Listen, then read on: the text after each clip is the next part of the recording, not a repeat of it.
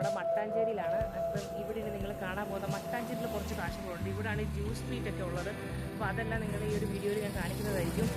അതോടൊപ്പം നമ്മുടെ കൊച്ചിയിലെ കുറേ സ്ഥലങ്ങളുടെ വീഡിയോസ് നമ്മൾ ഇതിനോടൊക്കെ ഇട്ടിട്ടുണ്ടായിരുന്നു. അതിൽ ഏറ്റവും ലാസ്റ്റ് പ്ലേസ് ആണ് ഈ ഒരു മട്ടാഞ്ചേരിയിലെ വീഡിയോ. ജ്യൂസ് സ്ട്രീറ്റിലെ കാഴ്ചകൾക്ക് മുമ്പായിട്ട് നമുക്ക് മട്ടാഞ്ചേരി പാലസിലെ കുറച്ച് കാഴ്ചകൾ കണ്ടിട്ട് വരാം. മട്ടാഞ്ചേരി വന്നു കഴിഞ്ഞാൽ കാണാൻ പറ്റുന്ന ചരിത്ര പ്രാധാന്യമുള്ള ഒരു പാലസാണ് ഈ കാണുന്ന ഡച്ച് പാലസ്, അല്ലെങ്കിൽ മട്ടാഞ്ചേരി കൊട്ടാരം എന്നൊക്കെ പറയുന്നത്. 1555 പോർച്ചുഗീസുകാർ പണി കഴിപ്പിച്ചിട്ട് അന്നത്തെ കൊച്ചി രാജാവായിരുന്ന രാജവീര കേരളവർമ്മയ്ക്ക് അന്നവർ സമ്മാനമായിട്ട് നൽകിയതാണ് ഈ കാണുന്ന മട്ടാഞ്ചേരി കൊട്ടാരം. പിന്നീട് കുറേ കാലം കഴിഞ്ഞ് ഡച്ചുകാർ ഇത് ഏറ്റെടുത്തതിന് ശേഷം അതൊരു ഡച്ച് കൊട്ടാരമായിട്ട് മാറി. കേരള കൊളോണിയൽ സ്ട്രക്ചറിലാണ് പോർച്ചുഗീസുകാർ ഈ ഒരു കൊട്ടാരം പണി കഴിപ്പിച്ചിരിക്കുന്നത്. 2 നിലകളിലായിട്ടാണ് ഈ ഒരു കൊട്ടാരം ഉള്ളത്.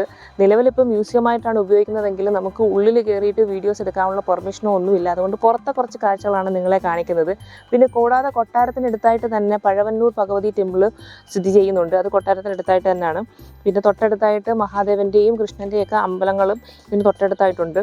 അപ്പോൾ ഇതിൻ്റെ പുറത്തുള്ള കാഴ്ചകളാണ് നിങ്ങളെ കാണിക്കുന്നത്. നമുക്ക് അകത്ത് കയറി വീഡിയോ എടുക്കാനുള്ള പെർമിഷൻ ഇല്ലെന്ന് ഞാൻ ഓൾറെഡി പറഞ്ഞു. അപ്പോൾ ഫോട്ടോസൊക്കെ മാത്രം എടുക്കാനുള്ള അനുവാദമേ ഉള്ളൂ. എന്തായാലും നമ്മുടെ ഡച്ച് പാലസിൻ്റെ കാഴ്ചകൾ ഇത്രയേ ഉള്ളൂ ഗൈസ്. അപ്പം നമുക്ക് നേരെ ഇനി ജൂട്ട് ടൗണിലെ കാഴ്ചകളിലേക്ക് പോകാം. ഇനി നമ്മൾ ജൂട്ട് ടൗണിലെ കാഴ്ചകളാണ് കാണാൻ പോകുന്നത്. ജൂട്ട് ടൗണെന്നും ജൂതത്തെരുവെന്നും ജൂതപ്പട്ടണമെന്നും ഒക്കെ പറയാറുണ്ട് ഈ ഒരു സ്ഥലത്തിനെ പറ്റിയിട്ട്. ശരിക്കും മട്ടാഞ്ചേരിയിലെ ഏറ്റവും പ്രധാനപ്പെട്ട ഒരു സ്ഥലം തന്നെയാണ് ഈ കാണുന്ന ഈ ജൂട്ട് ടൗൺ എന്ന് പറയുന്നത്. വളരെ ചരിത്ര പ്രാധാന്യമുള്ളൊരു ഇടവഴി തന്നെയാണ്. ഒരുപാട് എന്താ പറയുക, ഒരു പുരാവസ്തുക്കളാണെങ്കിലും അങ്ങനെ സുഗന്ധദ്രവ്യങ്ങളാണെങ്കിലും എല്ലാം ഉള്ള ഒരു സ്ഥലമാണ്. അത് മാത്രമല്ല, ഇവിടെ നമ്മൾ ഇങ്ങോട്ട് വന്നു കഴിയുമ്പോൾ ശരിക്കും നമ്മൾ ഒരു ഇംഗ്ലീഷ് ടച്ചാണ് ഇവിടെ വരുമ്പോൾ. ഒരു ഡച്ചുകാരും പണ്ട് പോർച്ചുഗീസുകാരൊക്കെ വന്ന് താമസിച്ചിരുന്ന സ്ഥലമാണ്. അതുകൊണ്ട് തന്നെ ഇവിടെ അതിൻ്റേതായിട്ടുള്ള ബിൽഡിങ്സൊക്കെ കാണാൻ പറ്റും. അതുമാത്രമല്ല, ഈ ജൂത ടൗൺ എന്ന് പറയുന്നത് കൂടുതലായിട്ടും പണ്ട് സ്പെയിനിൽ നിന്ന് പുറത്താക്കപ്പെട്ട ജൂതന്മാരുണ്ടായിരുന്നു. ഒരു 15-16 നൂറ്റാണ്ടിലൊക്കെ അവർ കൊച്ചിയിലേക്ക് വരികയും പിന്നീട് ഇവിടെ വ്യാപാരങ്ങളും മറ്റുമായിട്ട് ഇവിടെ തന്നെ ആയിരുന്നു. അങ്ങനെ അവരുടെയൊക്കെ ഒരു ഓർമ്മപ്പെടുത്തലുകളൊക്കെ തന്നെയാണ് ഇവിടെ ഉള്ളത്. അങ്ങനെ ഒരുപാട് ചരിത്ര പ്രാധാന്യമുള്ള ഒരു സ്ഥലം തന്നെയാണ് നമ്മൾ ഈ കാണുന്ന ഈ ഒരു ജൂട്ട് ടൗൺ എന്ന് പറയുന്നത്. അപ്പോൾ ഇവിടെ വരുമ്പോൾ നിങ്ങൾക്ക് ആ ഒരു ഇംഗ്ലീഷ് ടച്ച് തന്നെ ആയിരിക്കും തീർച്ചയായിട്ടും ഇവിടെ കാണാൻ പറ്റുന്ന പ്രധാനപ്പെട്ട ഒരു സംഭവം എന്ന് പറയുന്നത്. പിന്നെ ഇവിടെ ഏറ്റവും ഞാൻ കണ്ടതെന്ന് പറയുന്നത് നമ്മുടെ കുറേ പുരാവസ്തുക്കളുടെ ഒരു മഹനീയ ശേഖരം തന്നെ ഈ ഒരു സ്ഥലത്തുണ്ട്.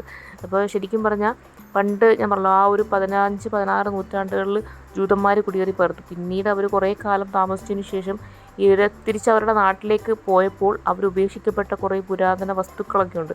ആ വസ്തുക്കളൊക്കെ തന്നെ ഇപ്പോഴും ഇവിടെയൊക്കെ ഉണ്ടെന്നൊക്കെ തന്നെയാണ് പറയപ്പെടുന്നത്, അവകാശപ്പെടുന്നുണ്ട് അങ്ങനെ. അപ്പോൾ അതിൻ്റെയൊക്കെയാണ് ഈ ഒരു പുരാവസ്തുക്കൾ എന്നൊക്കെയാണ് പറയുന്നത്. അപ്പോൾ ഒരുപാട് കടകളുണ്ട്. പിന്നെ അത് മാത്രമല്ല, ഇവിടുത്തെ തന്നെ ജൂതന്മാരുടെ പണ്ടത്തെ ഒരു പരദേശി സിനഗോഗൊക്കെ നമുക്ക് അങ്ങോട്ട് പോകുമ്പോൾ കാണാൻ പറ്റും. ഈ ഒരു ചെറിയൊരു ഇടുങ്ങിയൊരു വഴിയാണെങ്കിലും വളരെയധികം ചരിത്ര പ്രാധാന്യവും അതുപോലെ തന്നെ എന്താ പറയുക, ഭയങ്കര ചരിത്ര അവശിഷ്ടങ്ങളൊക്കെ ഉള്ള ഒരു സ്ഥലം കൂടിയാണ് ഈ ഒരു ജൂട്ട് ടൗൺ എന്ന് പറയുന്നത്. ഏറ്റവും കൂടുതൽ വിദേശികളാണെങ്കിലും ടൂറിസ്റ്റേഴ്സ് ആണെങ്കിലും എല്ലാവരും വരുന്ന ഒരു പ്ലേസ് തന്നെയാണ്. നമ്മൾ പല സിനിമകളും കണ്ടിട്ടുണ്ട്. ഈ കൊച്ചി ബേസ്ഡ് ആയിട്ടുള്ള ഏത് സിനിമ കണ്ടാലും ഈ ഒരു സ്ഥലം മസ്റ്റായിട്ട് ആ സിനിമയിൽ കാണും. കാരണം അത്രയ്ക്കും പ്രാധാന്യമുള്ളതാണ്. പിന്നെ അതുപോലെ തന്നെ മനോഹരമാണ് ഈ ഒരു സ്ഥലം എന്ന് പറയുന്നത്. ജൂട്ട് ടൗണിൽ കണ്ട ഒരു കഫയാണ്. അത് ഞാൻ വിചാരിച്ചത് പെയിൻറ്റിങ്ങിൻ്റെ ഒക്കെ ഉള്ള ഒരു ഷോപ്പായിരിക്കും എന്നാണ് വിചാരിച്ചത്. ശരിക്കും ഇതൊരു കഫയാണ്. ഒരു ഇംഗ്ലീഷ് ടച്ചിലാണ് ഇവർ ഈ ഒരു ഷോപ്പ് മെയിൻറ്റെയിൻ ചെയ്തേക്കുന്നത് കേട്ടോ. അത് ശരിക്കും വന്ന് കഴിയുമ്പോൾ അതിൻ്റെ ആ ഒരു ഇത് മനസ്സിലാകും. നമ്മൾ ഇംഗ്ലീഷ് മൂവീസിലൊക്കെ ഇതുപോലത്തുള്ള ഒരു ഷോപ്പും കാര്യങ്ങളൊക്കെ കണ്ടു കാണത്തുള്ളൂ. പക്ഷേ ഇവിടെ വന്നു കഴിഞ്ഞപ്പോൾ ഇവിടെ തന്നെ ഒരുപാട് പഴയ സാധനങ്ങളും അങ്ങനത്തുള്ള സംഭവങ്ങളൊക്കെ ആയിട്ടാണ് ഈ ഒരു ഷോപ്പ് മെയിൻറ്റെയിൻ ചെയ്തിട്ട് പോയേക്കുന്നത്. ശരിക്കും നമുക്ക് വീഡിയോ എടുക്കാനുള്ള പെർമിഷനൊന്നുമില്ല. അപ്പോൾ ഇവിടെ ജസ്റ്റ് നിന്നപ്പോൾ പെട്ടെന്ന് എടുത്തതേ ഉള്ളൂ. അകത്തോട്ട് കയറാനുള്ള പെർമിഷനൊന്നുമില്ല കേട്ടോ. കണ്ടോ, ഇവിടെ നിന്ന് അകത്ത് കാണുമ്പോൾ നിങ്ങൾക്ക് മനസ്സിലാവും ഒരുപാട് പഴയ സാധനങ്ങളൊക്കെ ഇവിടെ ഉണ്ട് കേട്ടോ. അതുപോലെ തന്നെയാണ് ഇതും. ഇവിടെ ഒരു വലിയ ചുണ്ടൻ വെള്ളമൊക്കെ കൊടുത്തേപ്പുണ്ട്. ഇതിനകത്തൊക്കെ ഒരുപാട് പുരാവസ്തുക്കളുടെ ഒരു കലവറ തന്നെയാണ് കേട്ടോ. ഒരുപാട് സാധനങ്ങളുണ്ട്.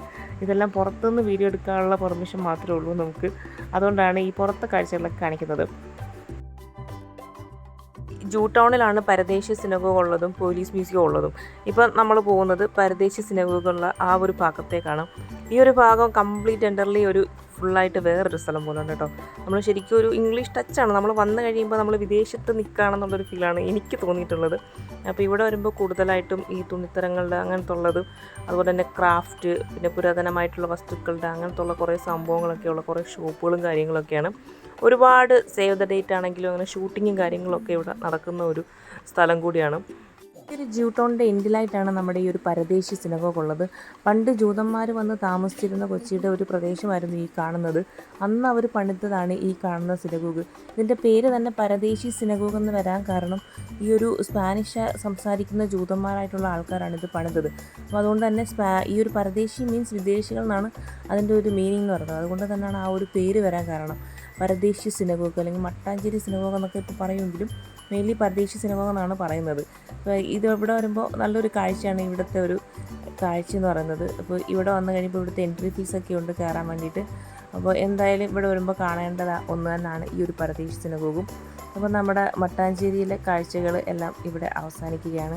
നിങ്ങൾക്ക് വന്നു കഴിയുമ്പോൾ നിങ്ങളെ കാത്തിരിക്കുന്നത് വളരെ ചരിത്ര പ്രാധാന്യമുള്ള കുറേ സംഭവങ്ങളൊക്കെയാണ് ഇവിടെ ഉള്ളത്. അപ്പോൾ ഈ ഒരു പരദേശി സിനഗോഗാണെങ്കിലും ജൂട്ടോണിൻ്റെ കാഴ്ചകളാണെങ്കിലും നിങ്ങൾക്ക് ഇഷ്ടപ്പെട്ടു എന്ന് വിശ്വസിക്കുന്നു. നമ്മുടെ ഇന്നത്തെ ഒരു വീഡിയോ ഇവിടെ വൈൻഡപ്പ് ചെയ്യുകയാണ് ഗൈസ്.